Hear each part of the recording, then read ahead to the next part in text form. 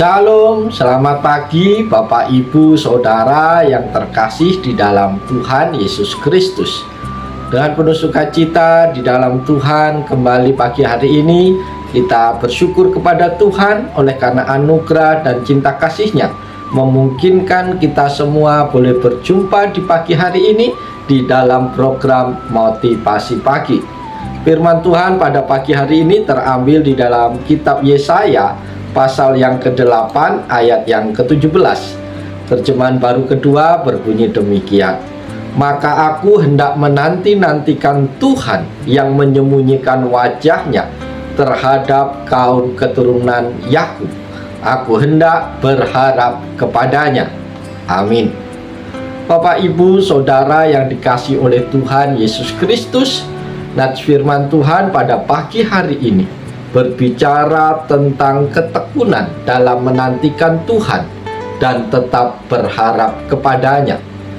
Meskipun pada saat-saat tertentu Tuhan seolah-olah menyembunyikan wajahnya atau memberikan kesan jarak dan keheningan dalam hidup kita.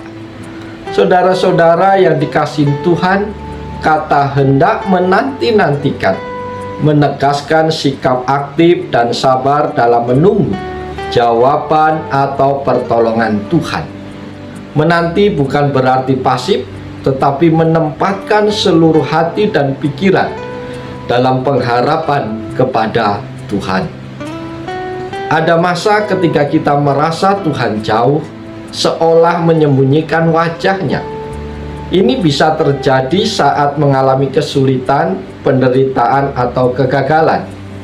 Namun ayat ini mengajarkan bahwa saat-saat itu adalah kesempatan untuk memperdalam iman dan ketergantungan kita kepada Tuhan. Para sahabat yang diberkati Tuhan, harapan kepada Tuhan bukan berdasarkan perasaan atau keadaan, tetapi keyakinan akan sifatnya yang setia dan kuasanya yang tak terbatas. Harapan ini menjadi kekuatan untuk melangkah dan tetap percaya. Hidup sebagai orang percaya tidak selalu mudah. Terkadang kita harus menanti dan berharap tanpa melihat hasil segera. Namun menanti dengan iman dan pengharapan akan memperkuat hubungan kita dengan Tuhan. Bapak, Ibu, Saudara terkasih, Yesaya 8 ayat 17 mengajak kita untuk tetap menanti, berharap dan berserah pada Tuhan, bahkan ketika wajah Tuhan terasa tersembunyi. Iman bukan sekedar ketika Tuhan menampakkan diri, tetapi terutama saat kita setia menunggu dalam pengharapan kepadanya, meyakini bahwa Tuhan selalu bekerja dalam setiap keadaan kita. Bapak, Ibu, Saudara terkasih di dalam Tuhan, apa yang bisa kita renungkan pagi hari ini yang menjadi pelajaran bagi kita? Yang dapat kita renungkan pagi ini adalah pertama, menantikan Tuhan dalam keheningan. Sahabat-sahabatku, Tuhan menyembunyikan wajahnya diartikan sebagai masa-masa ketika kita merasa seakan-akan Tuhan tidak menjawab doa atau tidak hadir dalam situasi kita. Ini adalah waktu yang penuh dengan ketidakpastian dan mungkin rasa kehilangan. Tetapi Yesaya mengajarkan bahwa kita harus tetap menantikan Tuhan, bahkan ketika tidak ada tanda-tanda kehadirannya yang jelas.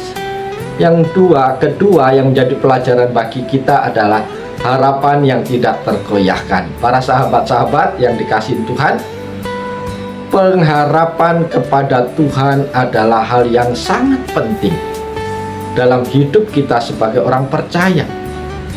Meskipun tampaknya Tuhan tidak menjawab sesuai dengan waktu kita, Yesaya menegaskan bahwa kita harus tetap berharap kepadanya, karena Tuhan adalah sumber segala harapan.